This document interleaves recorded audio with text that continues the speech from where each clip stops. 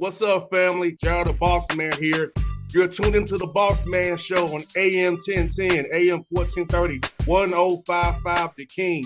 Let the King out at 105theking.com and the Bossman Show at bossmanshow.com. Hit me up on Instagram, The Bossman Show, Twitter at Bossman Show, and Facebook, Bossman Show. It's the Bossman on your radio. Listen to the Bossman Show with your host, JR, Saturdays at 9 a.m. right here on AM 1010, The King. What's up, good people? BetOnline is your number one source for all your betting needs. The latest odds, lines, and matchup reports for baseball, boxing, golf, and more. BetOnline continues to be the fastest and easiest way to place your wagers, including live betting and your favorite casino and card games available to play right from your phone. Head to the website or use your mobile device to sign up today and get in on the action. Remember to use your promo code BELIEVE, B-L-E-A-V, for your 50% welcome bonus on your first deposit. BetOnline, where the game starts. BS3 Network, changing the way you watch TV. Yes, BS3 Network, changing the way you watch TV, covering content and hot topics from A to Z, sports, music, society and culture, movie reviews, you name it, we have it. Check it out on bs3network.com or check us out on Roku, BS3 TV on Roku, as well as check out your favorite podcast on all podcast platforms or Spreaker.com/BS3 Network. You are now tuned to BS3 Network.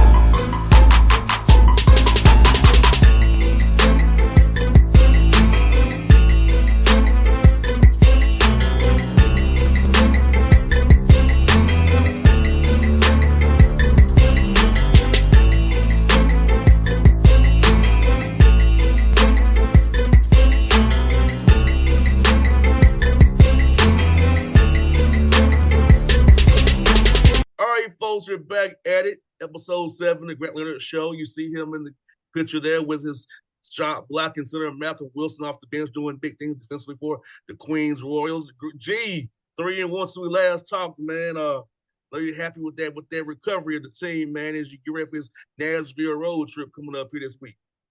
Yeah, I mean, we had a really good, three of the last 4, and all of them were at the Levine Center, and then we lost one tight one at North Alabama, but guys are making a lot of progress, really starting to figure out, guys' roles and how we play and margins and stuff like that. Been really proud of the progress, and this guy's one of them. More and more experience on the floor, and his impact's been huge. Starting to see him block, every game, multiple shots. Had 5 on Thursday night. Is that right? Right. 5. Yeah, man, tie your career high, Malcolm. 5 blocks, man, against Central Arkansas, man, and also with Hoyes as well. Well, tell me about, man, being tall as you are, man, impacting the game on the end of the floor, man, affecting how teams want to go drive to the hole knowing you're there waiting on them. Yeah, it feels good to have, that kind of impact on the game and, know that you're in the other player's mind mentally and how they play and affecting the way that, they score. And so any way I can make an impact on the game and, find time to help my team out, that's what I'm trying to do. It's probably my favorite part of the EKU win was the nation's leading shot blocker for EKU, ducking and hiding where Malcolm was. And that was awesome to see. He was nervous and because he got a shot blocked a few times. And there's one time he caught it, could have dunked it, kind of hesitated. Then he put it up. Malcolm got it again. And see that kind of hesitation, we haven't had that in a long time. And Malcolm, as you watch film of your opponents, man, how do you kind of position yourself to go block their shots or affect their shots or become a statue, make them shoot over because of your length and your height, man? So as you watch film of your opponents, how do you kind of set yourself up to be able to block those shots and affect their shots and get in their heads the way G just described as EKU? Yeah, it's really just a feeling. Coach talks a lot about staying in between, your man and the rim. And so, positioning is the first part, but the rest is just feeling on when they're going to release the ball and go after it. No doubt, man. And for you, how you gonna get that feel? I'm not. I'm 5'11". I wasn't one of the tall guys. You're a tall guy, 7 foot tall. So how do you kind of get a feel for a guy when they're gonna go up and get that right timing to block it, start getting in that wrist, so they don't call a foul on you as well. But knowing film is a part of it. So knowing if you have a player that's going to shot fake a lot or spin, if they're going up quick, just knowing what their moves are and being ready for those moves, that definitely helps out a lot. Um, but I mean, I don't want to say it's simple, but it's just high hands and when they release it, go after it. No doubt, man. And you know what, G, with this rule, secondary defenders this year, man. Him being 7 foot tall, man, hands swallowed up, man, with his length, man. It can't call a foul to do 7 foot tall blocking somebody's shot, man. Hey, it's been great. We've actually never really played a lot of drop coverage, or what we call weak, and because we never had the rim protection, so we were trying to keep it out of the paint. And this year, as we've started to kind of find our groove, we've had a lot more of drop coverage, and that's because of Malcolm, because we feel comfortable with him being able to contest the shot, but then also get back to his and box out. So it's been a huge difference for us, and has really anchored our defense, and it's been fantastic. And Malcolm, for you, man, a lot of people want to score the ball, and that's just impact, but you're the impact defensively and getting rebounds and taking up space. So for you, man, once you get that learn and that zeal, that passion to affect the game, start scoring as much, man. I think that started in high school. I averaged, I think, 6 points in high school, being the tallest player out there, and just seeing that I was getting a lot of attention just from rebounding and blocking shots. And so I had the mentality that I really didn't have to score. When those opportunities came to score the ball, then I need to take advantage of them. But that wasn't my role. We had a lot of other players on the team who were scorers, and so that's their job, and I just had to know what my role was on the team. You kind of mentioned something very important there, Malcolm. A lot of the kids, y'all guys your age, man, knowing their role and accepting their role is a hard thing. So for you, man, in high school, man, kind of wait to get that basketball IQ, emotional intelligence, to be able to know this is my role. This is what helps the team be better. Meaning I don't want to score the ball, but I know this is what I do helps the team. I'm very effective at it. We're gonna win if I do these things. Yeah. Just being surrounded by smart people. I had a lot of good coaches, a lot of good players that I played with. And so they really broke it down to me where I didn't have to do the thinking. They just let me know, do these things. And even here, G says the same things like do your job, rebounding, blocking shots, defending. That's all I have to do to be on the floor. We're trying to get better at throwing lobs, and Malcolm is way more adept at catching the ball above the flow instead of below it. And we've got to get our guards programmed to throw it up, and we're trying to work on that as we go. We work on it every day, and we're getting better and better at it. But it's one of those deals where it takes time and doesn't just you don't just flip a light switch and suddenly you're throwing lobs on every pass. But I do think by the end of the year he'll be a rim threat more consistently, and it'll really help our offense as well. And Malcolm, well, who are some bigs you looked up to, man, as you were growing up in high school, man, that really kind of, what you wanted to kind of mold your game like, man? Yeah, so one of the first players that I liked early was Hassan Whiteside. He was just a big shot blocker, and so I watched him a lot. And then as I learned where my game could go, I started to like Clint Capella more, Rudy Gobert.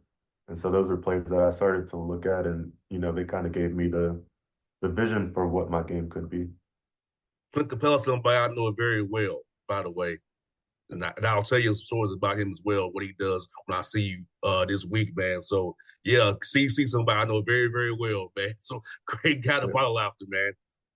See, he's not still with Atlanta, is he? Like I know he was with them for a long time, and then he went to the Rockets. Where is Clint now? He's still with the Hawks. He's our starting center. Still with the Hawks?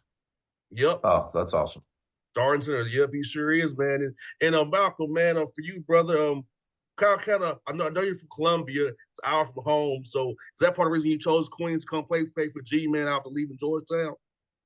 Yeah, that was definitely a part of the decision, being here in Charlotte, closer to home.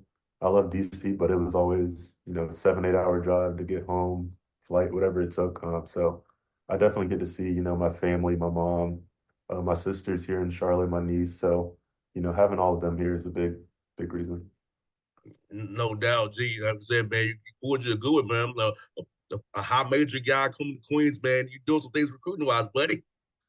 Well, it was good fit for Malcolm.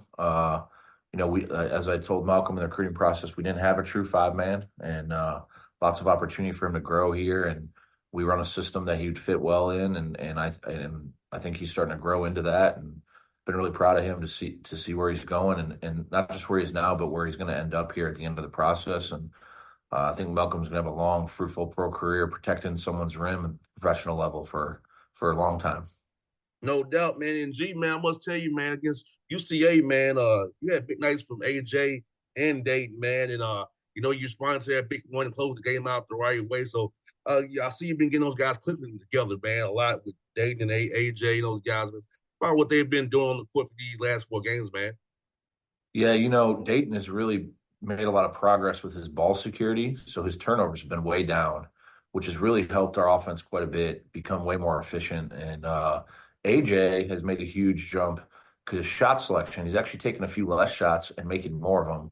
He's learning to read the big down low and figure out when he's supposed to get all the way to the rim and when he's not. And so it's really helped AJ's, both of their efficiencies gone up, which has really helped our team, which was a big deal. And it's allowed us to set our defense more often because there's less live ball turnovers and quick shots. And those two's progress mentally has been the biggest jump. And then obviously defense, we've made a big jump, playing Malcolm more, playing a little bit bigger, which has helped us rebound a little bit more effectively, but also just be more solid defensively, stay between the ball and the basket, and being able to contest shots with more length. When that has really been the reason our season has kind of turned is just everyone's understanding of how to shave just a little bit more efficiency offensively and then be a little bit more effective defensively. And G, North Alabama wasn't the results you wanted, but you had 3 guys with double doubles. That's kind of rare in today's game. And yeah, Yeah. both got double figures, man. So I know you wish you could have came out of there with a win, but especially with 3 guys going double doubles for you, man, putting out the effort on growth for you guys.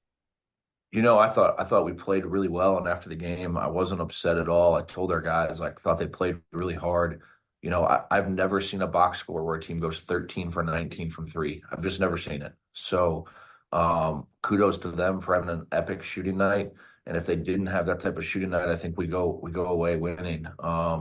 So I was proud of our guys, and I think they're starting to execute the game plan and understand what we're trying to do. And we just need to kind of get over the hump on the road. And we got 2 chances this week, at Lipscomb and at Austin P. And last year that road trip we were 1-1 and got one at Austin P on a buzzer beater, and hopefully we have some success this weekend as well. And G, let me ask you about Malcolm, man. Does he help you with screen right with his on ball screens with his wide base, man? He gives those guys like Dayton and Bryson and AJ get downhill, but Malcolm's length and size, sitting up straight your screen. Defense can't run through him. It's be a foul. So how's he helping in that area as well when you want to do the pick and roll and run off ball actions? Yeah, Malcolm's been unbelievable in ball screen coverage and his ability to stay between the ball and the basket and drop, but he's also been really good at hedging as well. So, and then even sometimes when we're in ice coverages, his ability to move his feet and contain the guard and allow the guard to get back and then get back to his has been elite. And so, to be honest with you, our defensive numbers wouldn't be anywhere where they are if it wasn't for Malcolm. I really appreciate the fact that he's been locked in. And I never asked him fully like what they always were in at Georgetown, but I think it was a lot of drop. But he's been good in every coverage, whether it's ice, whether it's drop, whether it's a hedge, and then even a couple of times we've switched. Malcolm's done a great job. 100%, man. And you know what, G is also, man, is EKU came to your home arena, man, and they were #1. You all held them down scoring wise, and you got a lot of points on them as well, man. So talk about that, man, for Queens being transitioned to D1, man, and you all #1 team in the A Sun who's been lights out all year. Come to your place and you give hang a L on them. Yeah, I thought our guys, I mean, they were so locked in. You could see the connected basketball from defensively understanding the assignment. Malcolm, really intimidating Cozart to Bryce Cash, really doing an unbelievable job on Tay Blanton. So I thought there was two unbelievable defensive performances there. And then offensively, that led to us really being able to get out and run. But then they press. And our guys did an unbelievable job of attacking their pressure. Even were times where we had our 5-man bringing the ball up and initiating offense so that they couldn't pressure us. And I thought our guys did a phenomenal job on both sides, really executing and understanding what we were trying to do. And I was really proud of the effort. And I thought that was our best 40 minutes of the year for sure. No doubt, man. Like I said, you're like, right. AW, those guys, they press all the time, whether it be man zone and switching and drop back into the zone, man, and just dealing with that, man. And you could do what you did, man. 100% kudos to you guys and your team for that. And also that game too, man. AJ and Dayton went to a piece that game against EKU. Who prides themselves on trying to stop people, holding people down, and not really being in too much of a deep drop, stuff like that, man. You did a great job against them offensive as well. Yeah, I'm just proud of those dudes, and been really, really forward with our guys. Hey, can't control what happened in the past. We got to continue to grow and get better, 1% daily. And I think all of our guys, Malcolm, have all bought into that, and we're seeing our team turn a corner. Where I don't think we're all the way there yet, but we're seeing the progress. You see a lot of teams in February, they can kind of take a step back, and I think right now our team is starting to peak and take a step forward. I think this is the right time for you want to happen. You don't want to peak in December. So I think as you do it, 1% better, man, it's definitely what you want to do. You're doing the right things. And Leonard, I want to highlight this: only 5 turnovers for the team, which is whirlwind thing. As you all play, only 5 turnovers, man. Heck of a job to your guards, everybody offensively against Bellarmine, man, and come after that big win against All State.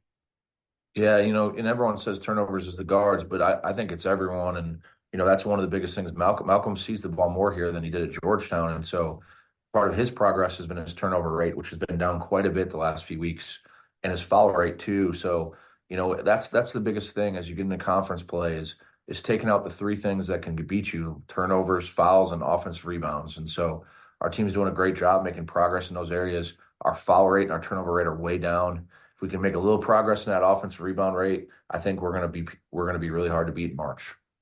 No doubt, G. Like you said, man. And how cool is that a guy like Malcolm size on DHOs? We gonna run Bryce off of DHO or AJ or all them guys. His size, man, gives him that runway, man. You gotta really enjoy as look out there. We trying to do handoffs as well, brother. So I feel like G, man, this guy right, he's gonna really help you out a lot, man. And having his unique size, man, for the age son, man, it's one of a kind. Yeah, well, glad he's here. I'll let Malcolm touch on that, but he set a couple of monster screens the last few games that gotten guys wide open, and we call those screen assists. So, but it's a huge part of our offense. Malcolm, you want to touch on that? Yeah, again, just thinking about how to be effective as a teammate. And so one thing that was pointed out to me is I can set more screens, especially for Chris. I think me and him, we actually talked about it, how I can, work to get him more shots. And so I think just being more aware of what to do to make myself more effective really helped me out. And so just looking for those opportunities in the game to get my teammates open and then get myself open as well. No doubt. And G, this is something you may want to think about doing with Malcolm. I see in practice, man. Like I know Capella spends 30 minutes after practice doing screens with Murray, trade all the guards, man, to get where to be DHOs, ball screens and rolling and flashing. So maybe that's something he does as well. I talked to you more about it as well. I see you, Malcolm, but that's something he does as well after practice to make sure he's in rhythm with his guards and his wing people. When they said we doing all those actions we do that Quinn like that loves to run, whether it be DHOs, ball screens, pin downs, or whatever. But yeah, he definitely is active in that part of the game for the Hawks as well. That's good to know. I mean, the fact that he's putting that kind of time in just screening, getting guys open. And as a player, when I played, the best way I got open was actually setting great screens. Getting a great back screen or pin down on someone, causing 2 guys to have to guard that other guy, and then I was able to slip or pop or get open. And so I'm a huge proponent of that. Malcolm's done an unbelievable job. He's got such a great wide base on those screens. He gets guys open on, especially like special teams, like based on out of bounds, sideline out of bounds stuff. He does an unbelievable job on that. And same for Onyeka Okongwu too, sitting there. He's now going to corner shooting threes now, which I don't know I'm shooting threes.